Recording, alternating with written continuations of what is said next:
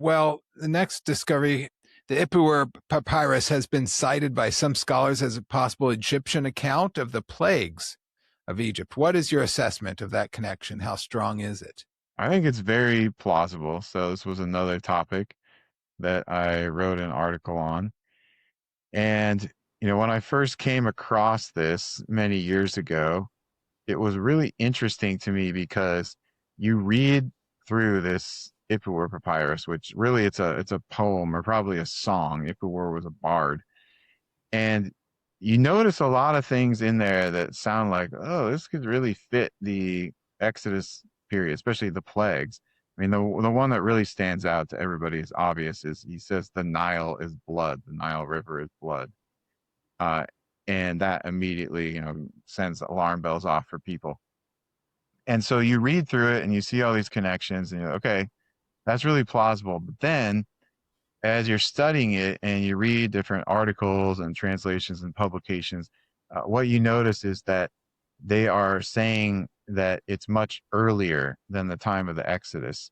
So, it kind of depends on what source you go to, but in older publications, it was pretty popular to date this papyrus to the first intermediate period or maybe the Middle Kingdom.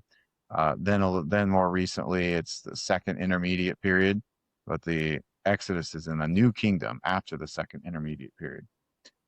But as I looked into that, I really couldn't find any evidence for the dating. It was all assumptions that it was this type of allegorical wisdom literature that fit best around the Middle Kingdom, or it was an allegorical description of the turbulence of the second intermediate period, which really wasn't that turbulent. Egypt wasn't under the control of one pharaoh. So I started to do more analysis, and what I found is that there's all sorts of words and phrases in there that only appear in the 18th dynasty. And so at the very least, it would have had to have been totally rewritten in the 18th dynasty, but that's not really what happened generally. The Egyptians would just copy things. They wouldn't update all sorts of things with new language. So we at least have a good case of it being composed in the 18th dynasty, which would be the time of the Exodus, based on linguistics. But Ipuwer himself seems to have been situated in the 18th dynasty because he is one of the later sort of sage bards, and his name appears during the time of Hatshepsut and Thutmose III. So is that the same person? I don't know, but I can't find that name as being common at all. So there's a lot of things suggesting it was in the 18th dynasty. The text itself, lots of different parallels to the plagues, like the Nile is blood, day is not dawning on the land of Egypt. The pharaoh, his house falls. There's a lot of stuff that we could go into. I would just say take a look at my article for a lot of those parallels. But one other thing I will mention is it's very interesting. So the person who's probably the foremost expert in the world on this papyrus is Roland Enmark. He did his dissertation on it, then he published a monograph on it.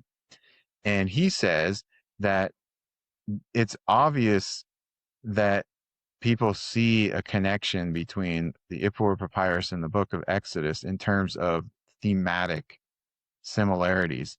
But he says they can't be real because neither text is talking about a historical event.